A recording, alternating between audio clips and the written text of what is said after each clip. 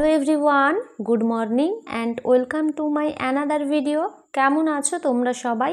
আশা করি সবাই খুব ভালো আছো আর আমিও ভালো আছি। গরমকালে আমাদের স্কিনের যত্ন নেওয়া খুবই জরুরি। ওয়েদার চেঞ্জের সাথে সাথে আমাদের রূপচর্চায়ও কিছু পরিবর্তন আনতে হয়। গ্রীষ্মকাল এখন, তো এই গ্রীষ্মকালে কী ফল পাওয়া যায়, কী সবজি পাওয়া যায়, সেই সমস্ত কিছু দিয়ে যদি তোমরা ফেস প্যাক বানিয়ে অ্যাপ্লাই করতে পারো তাহলে দুর্দান্ত একটা রেজাল্ট পাবে। আর এই গরমকালে তরমুজ খুবই সস্তায় পাওয়া যায় আর খুবই অ্যাভেলেবেল এটা। তো তরমুজের খোসা আমরা সবাই ফেলে দিই তরমুজ খাওয়ার পরে, তো সেই খোসা ফেলে না দিয়ে তোমরা এইভাবে একটা দুর্দান্ত ফেস প্যাক বাড়িতে বসেই বানিয়ে নিতে পারো। তার জন্য প্রথমে তরমুজের খোসা ভালোভাবে ধুয়ে পরিষ্কার করে নিতে হবে। এরপরে ভালোভাবে ওটাকে পেস্ট বানিয়ে নিতে হবে।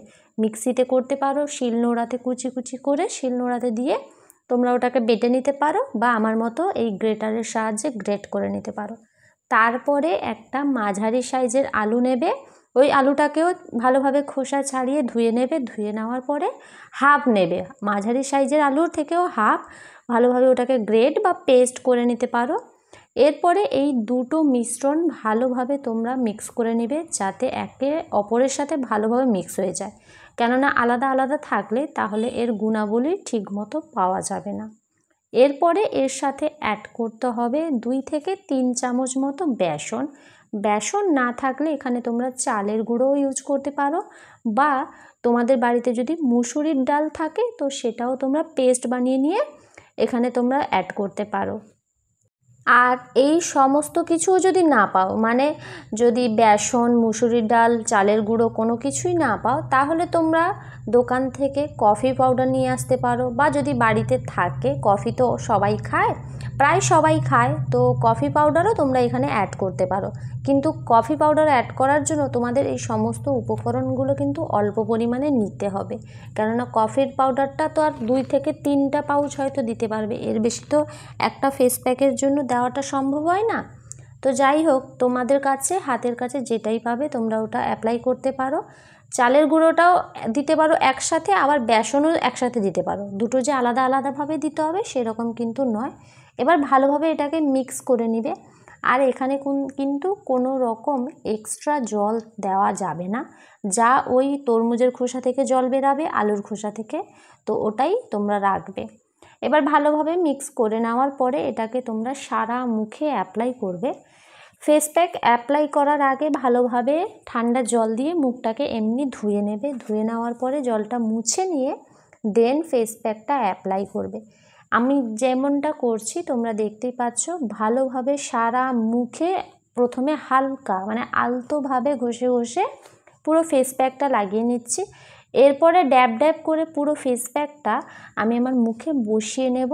তো এই যে দেখো, ভালোভাবে ক্লিনজারের মতো যেভাবে আমরা ক্লিন করি ফেসটাকে, ফেস ওয়াশ যেভাবে অ্যাপ্লাই করি সেইভাবেই কিন্তু এই ফেস প্যাকটা তোমরা সারা মুখে অ্যাপ্লাই করে নেবে। শুধু যে মুখের জন্য এই ফেস প্যাকটা তৈরি হয়েছে সেরকম কিন্তু নয়, তোমরা তোমাদের ঘাড়ে, গলায়, হাতে, পায়ে, কনুইতে, হাঁটুতে, যেখানে যেখানে কালো দাগ ছোপ একদম জমে আছে, বসে গেছে দীর্ঘদিন ধরে, কালো দাগ হয়ে উঠছেই না কিছুতেই, তোমরা কিন্তু এই ফেস প্যাকটা বানিয়ে অ্যাপ্লাই করতে পারো। সপ্তাহে 2 দিন, 2 থেকে যদি সম্ভব হয় 3 দিন এটা তোমরা অ্যাপ্লাই করতে পারবে। আর এটা ফ্রিজেও তোমরা 1 থেকে 2 দিন রেখে অ্যাপ্লাই করতে পারবে। তরমুজের খোসা আমাদের স্কিনকে ভেতর থেকে হাইড্রেট রাখতে খুবই সাহায্য করে। আর এই গরমে আমাদের বেশিরভাগ স্কিন কিন্তু ড্রাই হয়ে যায়, মানে কিছু জনের রয়েছে অয়েলি স্কিন, আবার কিছু জনের রয়েছে ভেতর থেকে ড্রাই হয়ে যায়। বিশেষ করে ঠোঁটটাও শুকনো শুকনো ভাব, সব সময় মনে হয় যেন লিপ বাম লাগাই।